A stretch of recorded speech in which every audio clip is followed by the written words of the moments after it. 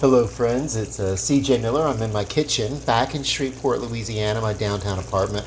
Across the Red River is beautiful Bossier City, Louisiana. Lots of fun things coming up. We've got, no, I was going to say that's in September, I think, the Red River Revel, uh, whatever. So, anyway, but there are things coming on. I don't have the announcements in front of me, but if you're passing through Shreveport in the next few months, definitely you want to come check us out. I know we have our next art walk on the 9th. We have the farmers market going on. I'm excited to go to that one.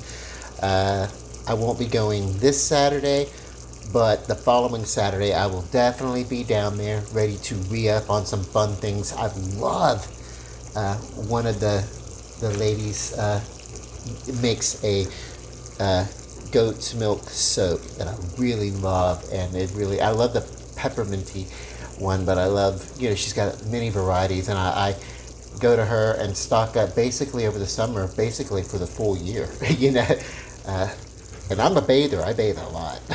So she gets a lot of business out of me for the soap.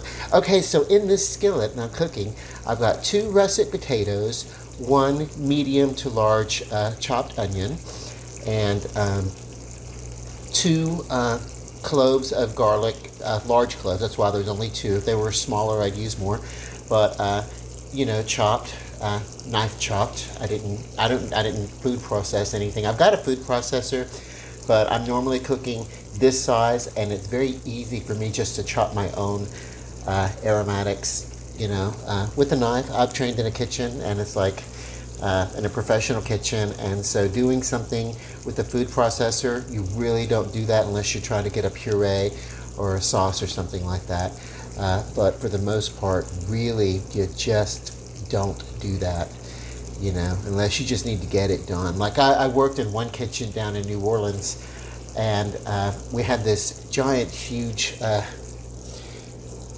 bigger than this, and what you would do is you would put the vegetables, you'd have to pre-chop them into smaller sizes and then put them in the tray, and it would run it through a chopper that would chop it up even finer, but you would also see the juices getting extracted and everything, and so when you want to not lose any of those juices, it's so much better to chop it by hand, with a knife, of course, not with I didn't karate chop them, but anyway. Yeah. Okay, so run this down again. 2 russet potatoes, 1 medium garlic, no, two russet potatoes, 1 medium onion, 2 cloves of garlic. I used, instead of salt, I used monosodium glutamate, and you can get it in a product called Accent, is monosodium glutamate. And then I put in, ground black peppercorn. You can use ground pepper, or you can use a grinder. I used a grinder peppercorn. You can get various peppercorn blends that are fun too. And then a little bit of seasoning salt, and I used unsalted butter. So this is going to have kind of a salty flavor, but there's 2 tablespoons of butter and about 2 tablespoons of vegetable oil. The unsalted butter and I added the vegetable oil to the butter to help stabilize it so that it wouldn't brown too much. And then on a very, it's medium on my stove, but it's really kind of a high heat. When using these Teflons, I try not to go above medium. So this is a 1 click in from medium, so it's a lot closer to medium than it is to low heat, and you want to get a nice simmer going on like this. And when you turn this with the spatula, go from the outside and turn in, and then you won't spill out of the skillet. If I tried to go from inside and grab it and to turn, it would just push all this over the top, and this is kind of a lower lipped pan, so we don't want that to happen. And what I'm going to do with this is I'm going to cook these. This is my recipe for home fries, and if I want to, I can put just a dash of hot sauce in here. We'll see. As a matter of fact, I'm thinking, when it's closer to done, I might just drop 1 or 2 dashes of crystal sauce and give it a toss around. Just not so much for the heat, although it will give it some heat, but there's some, I put a little seasoning salt on here. Right, there's a touch of it there, as a matter of fact. But the reason why I would do that is because crystal hot sauce has more to offer than just heat. It actually has a wonderful flavor.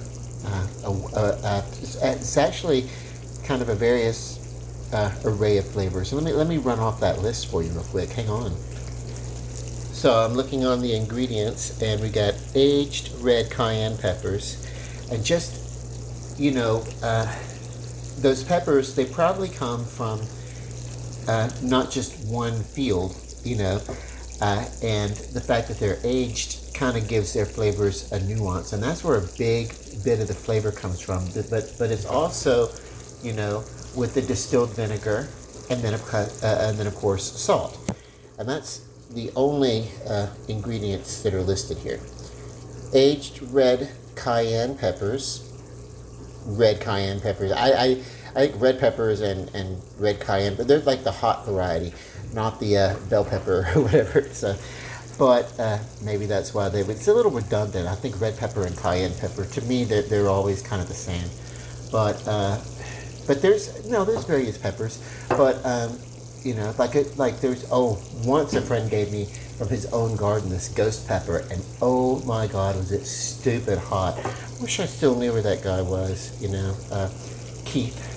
He's floating around somewhere. I think he's in Dallas. I've actually heard that he's transitioning, so maybe he's not Keith anymore. Maybe he's not he anymore. I don't know. I always had a feeling about that guy. Anyway, aged red cayenne peppers, distilled vinegar, and salt. Then there's another one. There's another, you can get tiger sauce, which is basically the same thing. Aged red peppers, distilled vinegar. There's sugar in that one, and then salt. So the difference is it balances in the tiger sauce, it balances the heat with a little bit of sweet. But so that's the only difference, and I don't really use tiger sauce anymore because I'm diabetic. Occasionally I'll do that. I'll tell you, I have a love for jambalaya, which is rice based, and since I don't, since this is like let's put it like this. I was away in Bossier dog sitting for a friend. He has 2 lovely dogs. I love those guys. And but yeah, and what I do if I'm away from home like that, I ask the people to just stop me up on Coke Zero and chicken wings, and they did. And of course, yeah, that's pretty much mostly my diet over there. Mostly was the chicken wings and the with the occasional egg omelet for breakfast or something. But yeah, so it's been keto, and this is the first time I'm breaking from my keto, and it's Sunday, and that was Monday, Tuesday, Wednesday, Thursday, Friday. So it's been 7 days on keto. Amazing. It is definitely time for me to get some carbs, bro. For real. I'm like, oh my God.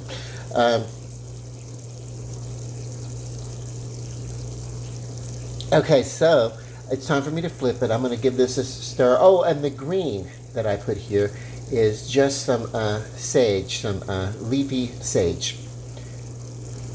But I'm going to add a splash or 2 to taste of crystal, but not until right before I take it out. If you want to do this, play around with it. You can play around with various other things that you might have. A little basil if you want to. You can do a touch of Old Bay, which has a lot of good flavors in it. Chili powder, you can, but I would only do that in maybe if you're going for something to have on the side with the Spanish flair. Maybe a nice skirt steak that you're gonna maybe put in some tacos or something like that or whatever. But doing that, I would look at the salt content of any of the blends that you're going to use, and if you're going to add more to it, I would much rather I would myself have like singular dried herbs and make my own blends. But there's a something I'm going to put on the steak that I'm going to do with this, which is my secret ingredient that I don't always tell people, but listen up, I'll tell you. Gumbo filet, that is the ground sassafras blend. It has other things in it. Hang on. You can find various blends of this, and each one they may vary slightly. I'm pretty sure that the variations are basically to create a claim of uniqueness. But this one, sassafras and spices, the only thing that's listed in this. So yeah, and this is the brand. And as basically, I chose it because it's what I saw on the shelf. I am not too particular about the ground sassafras seasoning blends. I wouldn't want one that was that had like salt as a higher listing. You know, I'm pretty sure there's a touch of sodium salt, table salt in there, or something for to preserve. And I'm pretty sure there's something in there to prevent caking and all that kind of stuff. They always add that in blends, but yeah. Then there's even a recipe on here for chicken and sausage gumbo. Like I need that. Let's see. No, they're not that different. I add to mine. I will add carrots. If I have carrots on hand, I'll add carrots. But there's the Trinity, the onion, celery, and bell pepper. I add garlic. Let's see. Fiesta seafood seasoning. I did not add the seafood seasoning because I didn't. Why? And then filet gumbo. I think the Fiesta seafood seasoning is the same brand as the Fiesta gumbo filet. That's why I think they suggested it. You don't need seafood seasoning if you're going to add salt and pepper, as I do, because but they say salt and pepper to taste. Now they asked for in theirs tomato paste. I did not add tomato paste to mine, or tomato at all, and I still got by because it was a brown. What we call a brown gumbo is when you do not use tomato, and you get your coloring from the flavors in the pan. And if you add you'll get a twist. You'll get like that slight acidic, twinge. If you want to use that without tomato, you can just put in just a touch of white vinegar, and that'll give it that same zippiness. But if you want to use a touch of tomato in your jambalaya, you can do that. Some people call it jambalaya, depending on where I am in my diction. I will use both pronunciations, but anyway, then basically you can use that tomato and you'll have what's called a red jambalaya. And if you overdo it, you're basically marinara sauce over rice, whatever. I think the infusion would be in the French culture, which these are French based. And honestly, jambalaya probably is more of a French infused with, a lot of rice and everything like that, but probably infused with, African cultures. There are various African cultures because, as our history tells us, we had, servants, whether they wanted to be servants or not, in the kitchen, and they would create a lot of these recipes, and some of them were based in West African, and a jollof bowl is something that you'll see occasionally on your menus. We have a West African infused restaurant that used to not be. It's above the Robinson Film Center, and it's Abby Singer's, and some of the things I really, really love. I really don't care for a jollof bowl, and the reason why is because how they prepare it is their seasoned rice is in the bowl, and then all your vegetables and proteins and things like that, they're kind of sitting on the on top or on the side of the rice, and rather than being chopped up smaller and mixed in and cooked directly with the rice. That is the difference that I can see. And some of the seasonings would be flavored differently also. They wouldn't necessarily have the French infusion of flavor, but they would cook with more traditional seasonings that you would find in a West African region. And I've seen the picture of the jollof bowl at Addie Singer's, and it does not look. It's basically like, here's your rice, your cooked rice, and then you choose. They say choose your protein. I'm not fond of calling meat protein, even though it is, but it's not your only source of protein. You can get like a lot of protein from vegetables and things too. So, it's not exactly accurate. But yeah, they say choose your protein, and that's whether you want like a shrimp, a chicken, or a beef, or whatever. But to me, it's like, oh my God, when I think of that, when I think of foods, when I'm at the table, I'm ready to eat, and I think of foods as they're nutritionally broke down, that just reminds me of the process of digestion, and it's not something that's appetizing to me, thinking of body functions as I eat. Even now, it's like, why am I talking about it? Because, any place where I go where they're like, pick your protein, is not going to work for me, Pick your meat or seafood. Yes, pick your protein. Immediate turn off. And I do not care that it's supposed to be an elevated idea, but that's my thing. So I can't really do a jollof bowl over there. But there is a similar. There is an inspiration in a lot of one serving rice dishes, where your rice takes the center, with the jambalaya you get a lot more flavors into it. So, but you could do something similar. You could do a jambalaya with potatoes, but that's not. These are going to be like home fries with a splash of heat, and I'm going to put them on the side of a huge steak. Because I can't just have all this and then not have steak,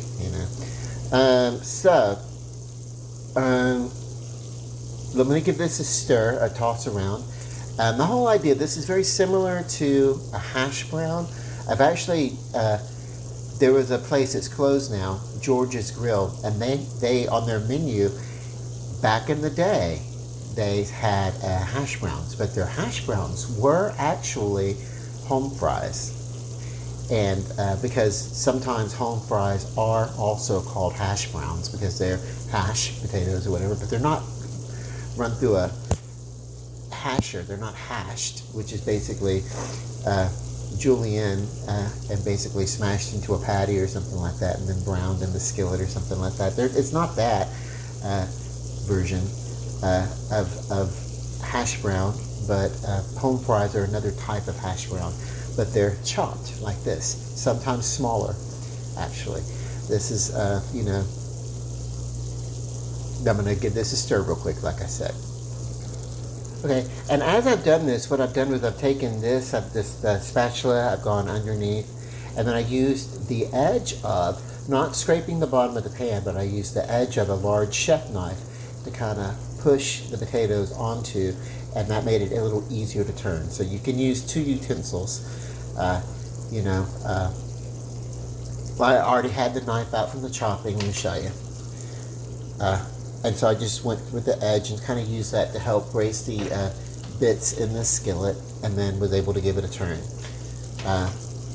One of these days I should work up a setup where I actually can have a camera over the skillet them cooking, where I can push up and down. I need to maybe see a friend of mine, Mike, to see if maybe we can attach something to this door here. But yeah. And I could, if I wanted to, at the same time, have my steak ready to go into another skillet or even into this air fryer that's next to me. But why? I've already got one skillet out, and it is going to be used. And aside from that, once I scoop all of these out pouring off a fair amount of the liquid that's going to reabsorb into the potatoes also. Because I'm not going to drain these. I'm not going to drain the potato.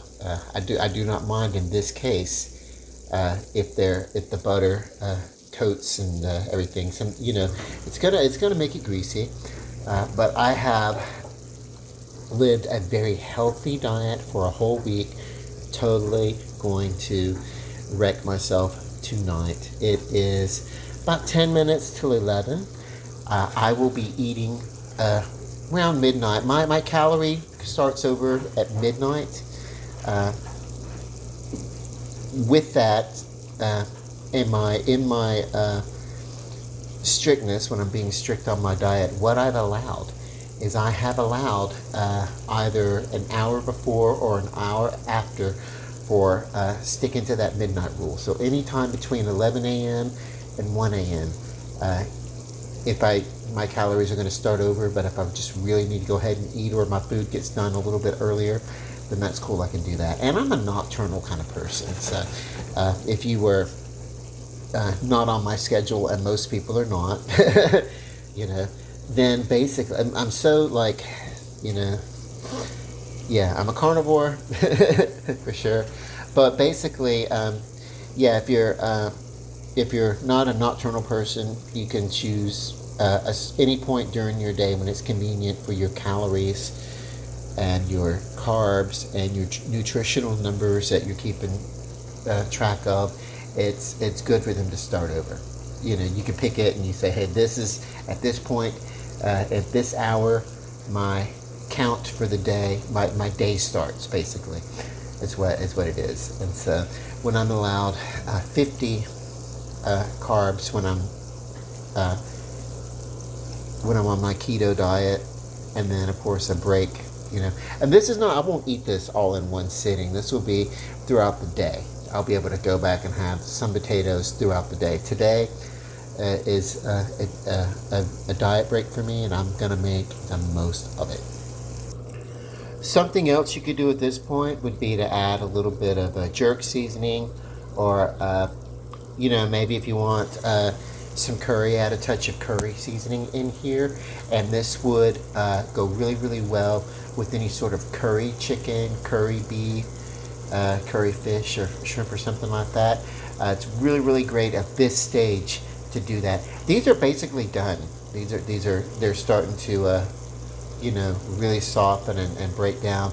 They would mash very well and make a really, really great, delicious herby mashed potato with the skin on the potato.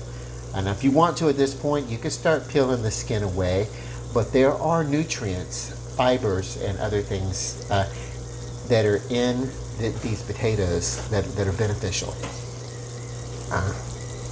It's a rustic treatment, and a lot of fine cuisine.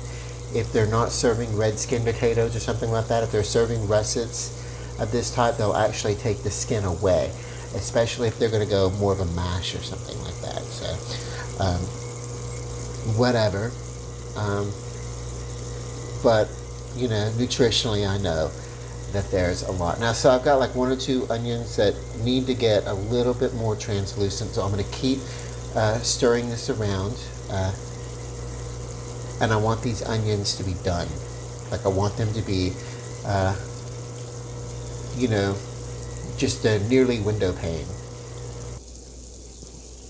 Just a couple of more minutes here. You see how these potatoes are starting to get just that brown?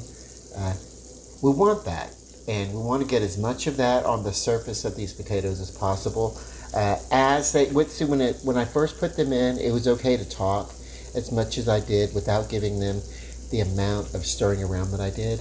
But as they're closer to being done, and these are nearly done, then they're going to brown. What we call that Maillard effect, caramelization, or whatever. The starches in the potatoes are going to come out. And starch and sugar, they're very related. The human body actually takes starch, converts it to sugar, uses it, and then when it stores it, converts it back to a starch. So it's weird how that works,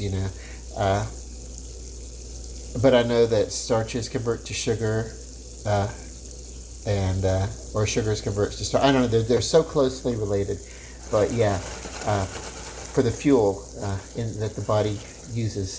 So, but yeah, and more and more. So you can almost see through this onion. You can see the different textures and shapes through that onion there. So we want more of that. So you see, there's still, I've come across one or two cuts of this onion that need to get a little bit more cooked. So I'll just go ahead and push that closer to the bottom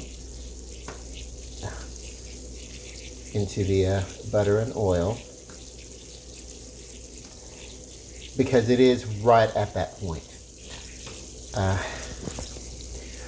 So in something like this, you'll come across, maybe you've had like one or two potatoes that you maybe cut and they're just slightly bigger than the others, and that's okay. So you have these breaking down, but like this potato here, this bit right here needs to cook a little bit more. I can see that, just I can look at the color and say there's a bit of it right here that didn't get the same amount of time in the oil. So move it around, and let it. Yeah, come here. I want to get this flipped over into the oil a little bit. Yeah, we want to get this by itself cooking. So this is going to be the last real turn for this. Because what we want is we want to be able to take the edge of our spatula, touch it, and basically have these potatoes just move apart, separate as we want. And we can already see that we're getting smaller pieces. Run down to this recipe again in case someone skipped ahead or whatever. 2 large russet potatoes, 1 medium, 2 large white or yellow onion. This was a yellow. And 2 cloves of garlic. To taste, a little bit of monosodium glutamate. I used the brand Accent. Large amounts of cracked black peppercorn out of a grinder, some seasoning salt, just to add some layers to the flavoring. Onions have layers, and seasoning salt has layers. Okay, and then when it's near done, like it is now, I'm going to add just now. There's sage, leafy sage, and then I'm going to add just a touch of gumbo filet real quick. Maybe 2 teaspoons worth. And right here is going to be a powerhouse of flavor. But I'm going to get in here and stir this up and toss this real quick and get this seasoning coated all of this. Hang on. Oh yes, so these potatoes, they are really getting good and brown now. So this is a good home fry. Some people will call this hash brown, the same as traditional shredded hash browns are put through. They're actually called hash browns because you take the potatoes and you put them through this device that cuts them like hashtag. It's called a hashtag because it looks like a hash, a grid, basically, squared grid. And you can get them and you put the potato in it and pull the lever down and push them through. A lot of professional kitchens will have that, and you can do these things without having to buy your potatoes already pre-shredded or anything like that. It's good. It's the way French fries are made, basically. In a professional kitchen, most often not with a knife like I do, but through a grid hasher, through a potato hasher. So, but that's where the hash brown comes from, because literally they were hashed. But if you were going to mash potatoes, then they're mashed. And then you could take the mashed potatoes and put them into a skillet and make like little potato pancakes, or latne, I think is a Jewish term for it. I think latne or whatever, if I'm saying that right. I'll have to look it up. but you can make a potato patty or a potato pancake basically by adding just a little bit of binding and putting them together. Leftover mashed potatoes, even this kind of mashed up, you could turn this into that, but yeah. Okay, so that was the final stir. I'm going to take these and put them into a bowl, and to the bowl is what I'm going to add my crystal hot sauce, because I want to not necessarily flavor the skillet that I'm going to use the same skillet and flavors, but I don't necessarily want to add the hot to the beef that I'm about to use. There's a little bit of, like I said, of those potato flavorings in the bottom, the oils and the butters and everything. To that, I'm going to put in the beef and add my seasoning to each side. I'm going to season the beef and then go back and handle these, okay? When you get this started, first off, it's hot, so I'm going to turn it down from that medium, one click inward from the medium on mine, so it's like almost medium. I'm going to turn it to the point on my dial that is between the low and the medium, which is a low medium, and essentially the way I cook, I would think of it as a medium, but low medium is where we want to go. So here I've got, on this, I've got, and you can hear this sizzling greatly reduced in itself. What I put on is black pepper, Italian seasoning blend, and just a touch of that seasoning salt. Went very simple with this one because the potatoes are going to be very hyper with flavor. This bit of steak can be less adorned with flavor, and we can enjoy some of the natural beef coming out. Although there's still a fair amount of, obviously, a fair amount of seasoning on this, but as I flip it a couple of times while I'm bringing it up to temperature, I'm going to aim for about a medium. It's going to, some of the seasonings are going to come off. So that's just natural. Okay, and here's where it is in this skillet. And, and I've already put the seasoning on the other side.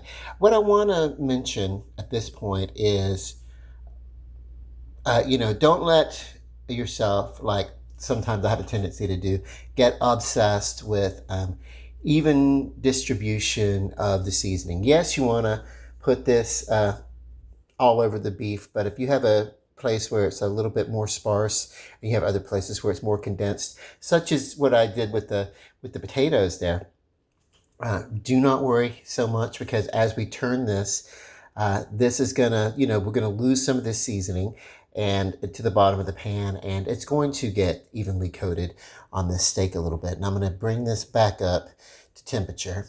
When you flip, when you take something out of the skillet, you do lose temperature. So I'm going to bring it back up to one click below a medium. It's only going to go for a few minutes on each side. I'm going to cook it till I feel confident that I'm close to a medium. If it's a little bit less than medium or a little bit more than medium, I'm not going to freak out. I'm not looking for a gushing bloody steak this time, because I'm going to have potatoes, and I don't necessarily think a nice rare steak that has a lot of red juice looks appetizing. Okay, so over to, I'm going to go ahead and, as I'm talking, go ahead and take this wrapper off of this particular this bottle of crystal sauce. We're going to move over to the potatoes for a second. I want to show you what's happening. So over here, and we have a lot of this butter kind of draining off of these potatoes, and that's okay. What that's going to do, that gives us a little bit of something. You can take some of this and pour it off if you want to. If you want to wait until right before your steak is done, then you can use some of the butter and with whatever kind of toppings that you want to have on that steak. By the way, let me check the fridge real quick. Hang on. Yes, indeed. I do have some blue cheese that I'm going to use as a topper. So what I'm going to do is render a little of this butter and oil that's been infused, by the way, with all these other seasonings and spices. It's very nuanced. I'm going to pour it off into a container. That way I can blend that with my blue cheese as a topping on my steak. So yes, I poured off, and that's what we have. The seasonings from the potatoes. Uh, it's a starchy in here. A little bit of oil and that unsalted butter. And what I'm going to do is I'm going to take my blue cheese, put it in here, and then I'm going to cool this in my freezer for just a few minutes until the steak gets done. Then freezer, refrigerator, whatever, just to really get this chilled so that when we put it on the heat, it'll have a nice form. We put it on the heat of that steak, it'll maintain a firmness.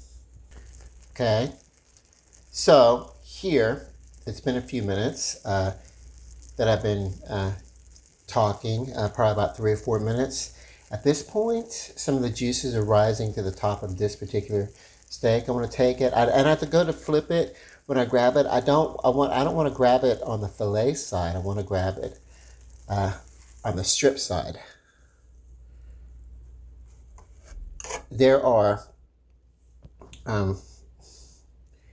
in a large steak like this, and depending upon where, from what end of the T-bone this is cut, the thickness of it, it would be a porterhouse or a T-bone.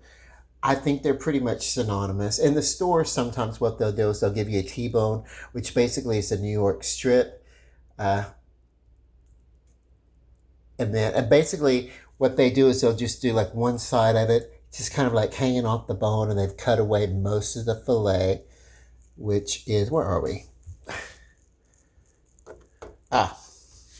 Yeah, we're up here. Okay, cool. So, like maybe you'll get like a little piece of the fillet, and most of this has been cut away to make the fillet steaks. And so they'll call that a T-bone, which to me, no, a T-bone needs the fillet here, and then you have your, cut of strip here, and then a little bit of a sirloin, kind of up here, and depending upon, you may get, you may get a more tender bit of a ribeye attached to it or something like that. But traditionally, a New York strip on one side, or sirloin, because they're very similar. They're very similar in cut. If this were a little bit more narrow right here, you'd say it's a New York strip. This actually has a bit of a New York strip, and then it has a bit of a sirloin hanging off, and then this is this particular bit right here should be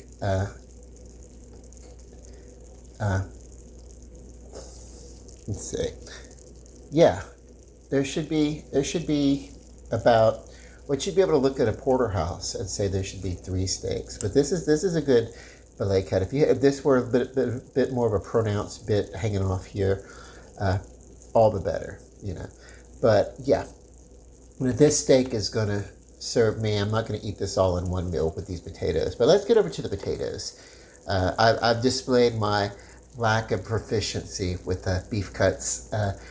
You don't necessarily have to let me know in the comments how fucked up that was, because I can look at a beef chart. The names of the steaks are going to be different in America to the United States. As a matter of fact, there's a steak cut called Delmonico, coined by the original New York Delmonico restaurant that branched out and opened a few different locations, one in New Orleans, and then later on, decades later, Emeril Lagasse bought some restaurants in New Orleans, 4 or 5 of them being Delmonico being one, and it became Emeril's Delmonico, and that was the time that I worked there. But the fact is, the Delmonico simply was a fillet that was very, very thick, and it was traditionally stacked in the not on the it was cut in the opposite direction. Actual same cut of beef as a filet, but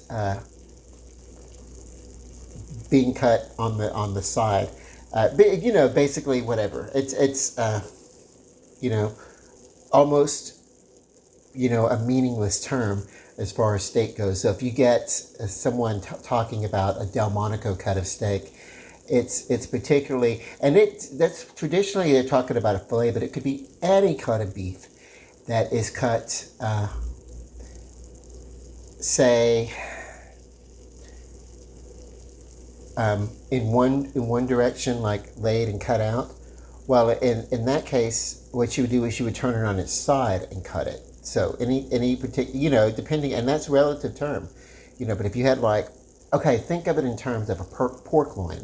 Pork loin is that thin cut of a pork loin that's in a line like that. Well, if you chop it, but basically, well, it's basically, you would turn it up and you would cut it. It would be like it, and so weird. It's basically a fillet, which is the beef equivalent to a pork loin, but it's larger. And what they do is they actually, instead of cutting it, it's essentially the same cut of beef. They just cut it on one side versus another. Not even against the grain, but they just it's here. If they took this to cut it, and if they sliced it like this, what they would have done was they would have laid this down and they would have cut it like this. So you have a thick fillet that gets cut in this direction versus this direction. It's weird. But Delmonico, it's interesting. It's fun to think about. It's a nice elevated term, but basically doesn't mean that much. Okay, I'm going to come over here and show you what I'm going to do to these potatoes. Okay, so let's be careful about if you have a gas stove or if there's just heating anything. You want to take any glass bottle. You don't want to set it on your stove. We did that once in a house with my friends Helen and Robert and their kids. And basically it was one of the times when I had been brought in. We'd been friends for a while.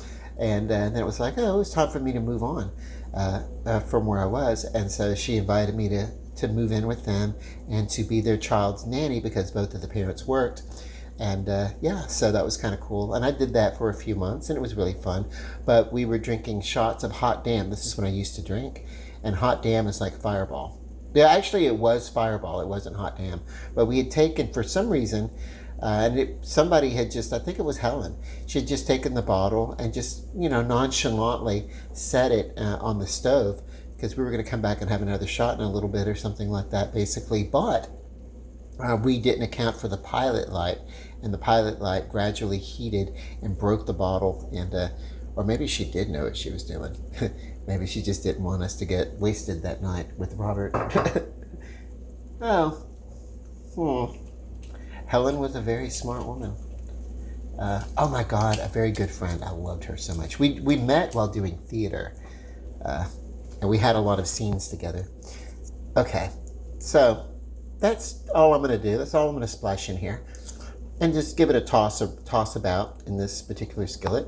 Hang on. Now, if this is starting to look a little familiar, you're on to something. If these potatoes had been sliced into dials, rounds, or if they had been red skin potatoes and given the same treatment, the exact same treatment, what we would have is something very close to a warm German potato salad, which is different than, traditional cold American potato salads. What stops this really from being that, because there is oil in here and everything, what stops it from being a German potato salad basically would be the shape of the potato and the fact these are russets instead of redskins or something. But that's it. You would have your so you can call them home fries here, depending upon, you'll find out in cooking along various areas. Some foods are very similar, and then they'll have like a name that is culturally, linguistically proper for how they use it. Whereas in other parts of the world, it's a very similar type of recipe, and then known as something else.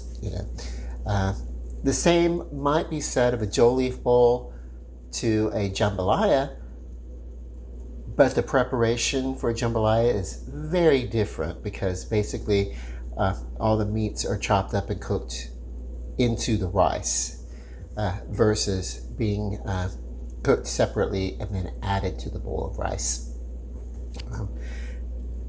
A lot more intermingling of flavors, and those flavors, the seasonings, very different, by the way. Okay, let me show you this steak. You're gonna love it.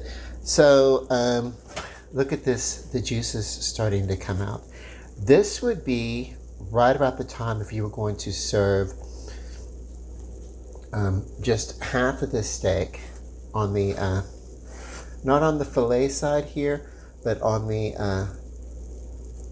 sirloin side. And this is a little bit of a if it were, I'm gonna go ahead and just say it's traditionally you can get a ribeye and do this, but you could pass this off anyway. A ribeye done in this fashion, slow cooked.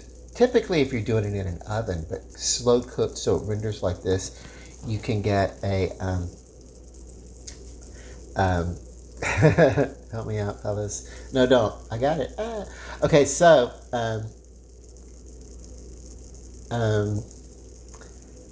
give me just a second. Prime rib. Prime rib is what I was trying to think of. So if you cut away from the rib any meat, and like a ribeye or so depending upon the restaurant that you're in, they'll give you. I worked in a restaurant once, and they took the sirloin and they did it in this fashion, and they called it a prime rib. Again, the same thing. It's just cut in a different direction, but it's mostly a ribeye. It's mostly a ribeye steak, a really good marbly piece. And I think down here we kind of get a little ribeye-ish, where it gets a little marbling going in, But the reason why I think I'm seeing that is because where's my bone? Yeah. So, yeah, anyway, if you get a ribeye steak and you cook it really slow and it renders like this, then you're getting what you're looking at as a very similar, I'm going to take it from this side, very similar to a prime rib. But you can see the difference is the bottom of this gets brown because we're actually doing this on the stove. Now, prime rib, to get a prime rib, you've actually got to take like a prime rib large, and you'll see the rib. So this is not, you can tell this is not the cut for the T-bone. So what happens is it gets brown on this side, but it looks prime ribish on the other side. So you'd easily be able to tell, no, it's not a prime rib. But that's what a prime rib looks like, and it's in the oven, and it's braised and then basted and everything like that. And so, and then sometimes someone will say, hey, do you want your prime rib seasoned and seared? And hell no, because what's the point in a prime rib if you're going to put seasoning and sear it? You may as well just do this to it versus slow cooking in the oven in the first place. You're missing the effect of that slow cook. And I did that once, and I found the seasoning and sear, sometimes comes off a little bit too overwhelming of a flavor. So with a prime rib, don't do it seasoned and seared, just get it out of the oven. But this is not a prime rib, but that's what it looked like on the other side. If you cut into a prime rib, that's the perfect, for me, look of a prime rib. Okay, let me pull my fork out of this steak.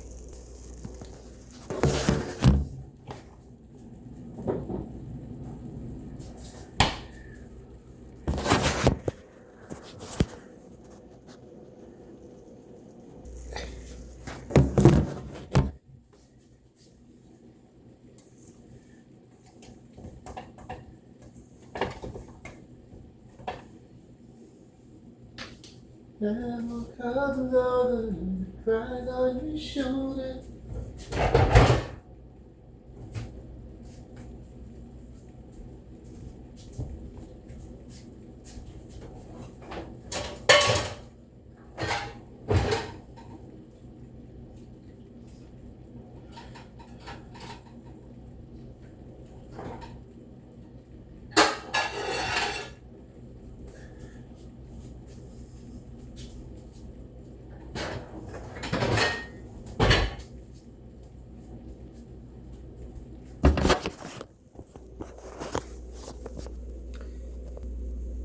Now I'm using a very hot plate fresh out of the dishwasher. I want the hotness because I want to keep the heat on this beef.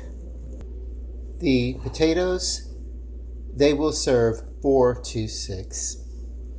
And let's see, let me put the beef on here. I'm going to just cut off some of the beef. I'm not going to take this whole steak on here. Okay, so I have put the blue cheese mixture right on top of the filet that I've cut off. I just kind of cut the filet away from this, and then I took the steak immediately and took it off of the burner. In a moment I can refrigerate this other bit and I can have it for a couple of meals throughout the day. And though I've already just tasted a touch of the steak, let me go do a tasting part of this video. Okay, I want to take the adornments away, set out my beef. You can put any kind of garnishment on.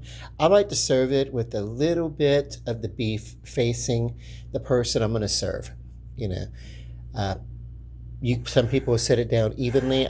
Some people will set it down with the side, being away. I like to serve it a little bit. I think it's a little bit inviting to have it served this way. Whatever. So, and of course, I basically just cut and half pulled the fillet away from that bone. There's a couple of edges there. You could trim that if you wanted to. Okay, so where are we? My napkin here.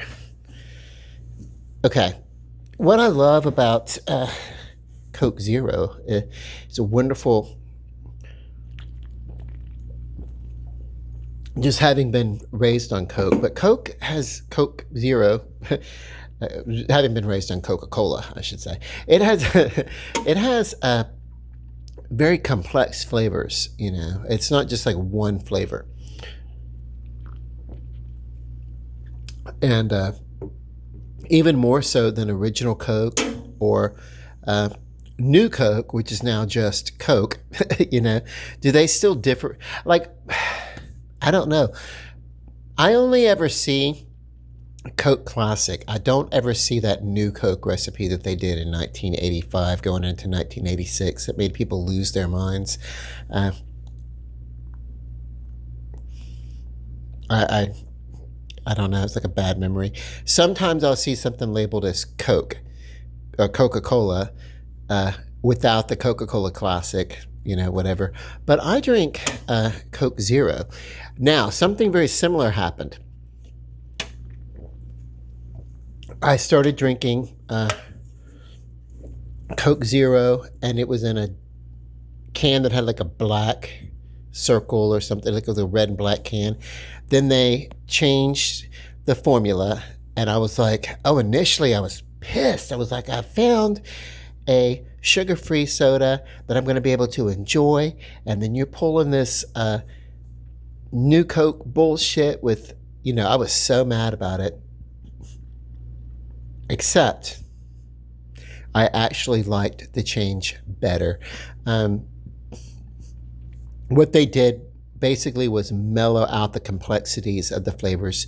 It was less of a phenol-y, licorice-y kind of flavor that was kind of the major thing going on there. It almost had a licorice type flavor, but they toned that down, and now it's a lot more balanced. And that happened several years ago, and now I'm in love with Coke Zero. Okay, this has had enough time to set and cool on the plate. Blue cheese, and you see the butter is still not melted all over this, and that's kind of cool. we're going to start with, and I like with a steak, my paring knives, I like them better than actual steak knives, serrated steak knives or whatever. I don't think they hold up. If you know of a really awesome line of steak knives, let me know. But typically, they get dull and they piss me off. So, oh, I wanted to get a bit of that onion. Oh, here, come here back. I want this. You can put some onions on top of this steak, by the way. Maybe I'll just leave this here. But I do want to get some onion in my potato. A little bit of everything there.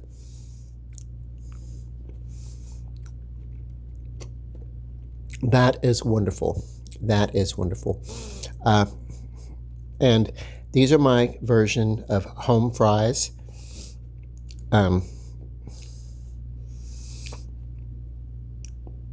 Actually, I could have put a touch more hot sauce into them if I'd wanted, but this is very pleasant. And you know that I put a fair amount of MSG and a fair amount of seasoning salt into these potatoes, but it's so subtle that I thought maybe, just between you and I thought maybe I had overdone it. No.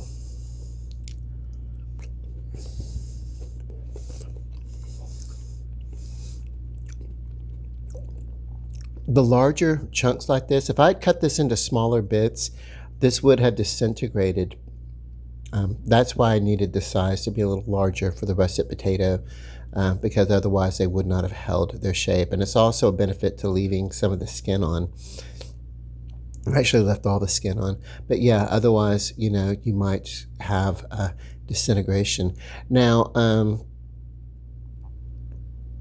you know, something like a cast iron would get this a lot browner, but if you don't use a non-stick pan, and if you don't use a well-cured pan, if you're using iron or something, you run the risk of your potato starches and everything sticking to the bottom of your pan, so all your brown sticks to the pan, and we don't want that. We want the brown to come onto the potatoes. Like,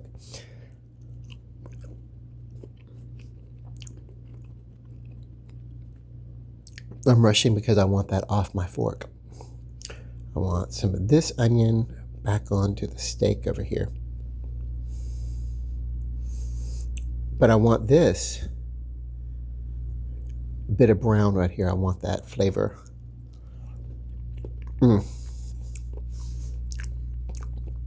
Sells it. So if I had used fewer potatoes in the pan, I could have gotten maybe a little bit more control and tossed around and got like more of that Maillard caramelization of those starches, but who cares? Oh my God, it's so good. Okay, at this point, you basically can take your fork and cut into this. It's almost, but yeah, I'm gonna use my knife. Hang on. So here I'm cutting the filet portion, and I will say, because I've let it rest and it you know, this is probably closer to medium well than actual medium. And you know, at least on the edge there where I cut from. So I'm going to say this is more of a medium well steak.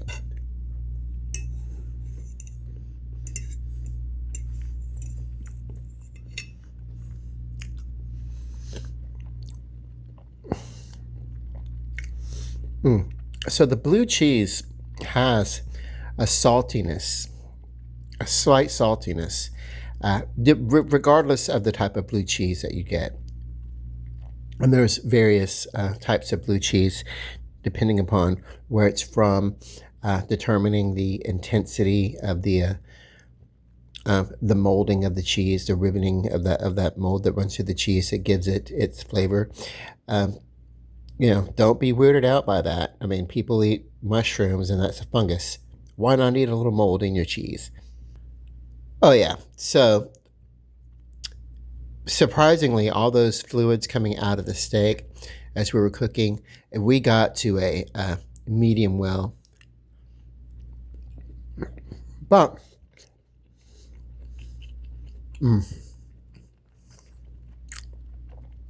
So you do not add salt, table salt, to this. I wouldn't, because of the blue cheese has its own saltiness.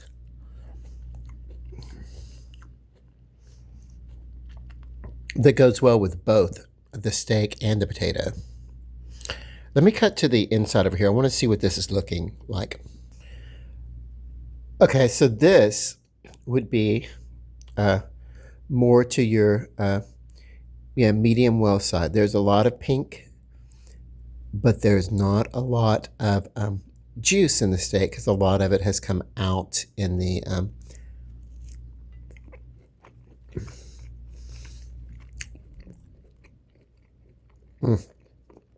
a lot of it came away in the skillet. Okay. And I will say, as much as I'm enjoying this, mm,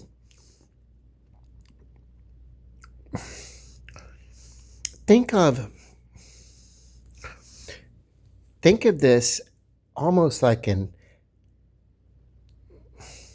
Asiago, which is a soft Parmesan-y kind of flavor of a cheese, but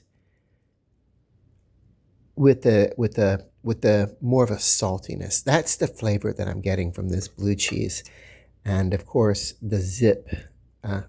You get that wonderful and wanted and needed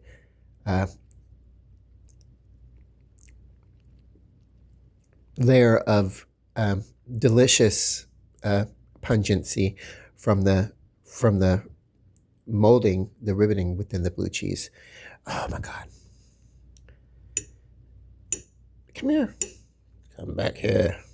So we want this, come back here, it's me growling at it. Okay, so we want this potato to have a firmness, but we want it to be edible. You don't want your potato to be so firm that it's uncooked. That was perfect. Whereas some of these smaller pieces are going to be more of a tender and variety. So you will get a variety of textures within a potato mix like this. But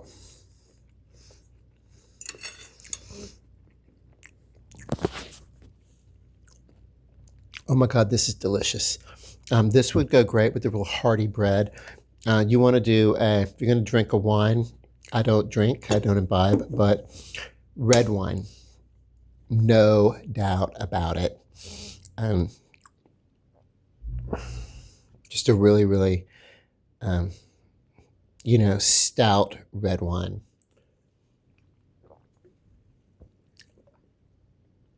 Potentially a red wine that you would need to take the bottle and you would need to let it rest on its side so that it would have some sediment that would settle on the side of the bottle that's facing down, and then you would pour it gradually, as gently as you would pour a beer that you weren't trying to get a foamy head into the glass. If you were serving, you would turn the glass almost to meet the tip of the bottle, and then pour gently that red wine, not more than 1/3 of the way up the wine, and you would want the wine glass to subtly flute inward, like you'd want it to be like you'd want there to be a bell. You'd want the tip to close in just a little bit, so that it can help hold in that bouquet and everything. If you're a wine drinker, but one of the things I will say that I miss. But I'm in recovery, and in recovery, I do not imbibe or drink wine, but I do miss the idea of a wine pairing. That's probably why I talk about it so much. That's, for me, in recovery, some things are a trade-off. And as much as I enjoy the flavor of a good wine, I do not like the result that it has on my life because I am not a 2 glass a night sipper, buddy. Let me tell you. Okay, but back to the food here because this food is wonderful. Um, oh my god. Um, Buttery, flavorful. Something else you could do with these juices in the pan as you pour them off the potatoes, you could render some of that and use in your blue cheese, and then if you have more of it that you want to pour off, you can pour that off into a separate bowl and put your Italian herbs and uh, sea salts and garlic flakes and everything like that, and your green herbs with it and everything, and make a wonderful, wonderful Italian seasoning oil dip for your bread. You can tear your bread off and just smear it onto this. In this case, you really don't need to. There's enough left on the pan. If I had like a really good hearty bread, it would be wonderful, and I would certainly be sopping this plate. Okay, I'm gonna sign off now so that I can really just get to enjoying this meal. But I want to say to you that I love you. Take care of yourselves. Love and light. Bon appetit. And good night.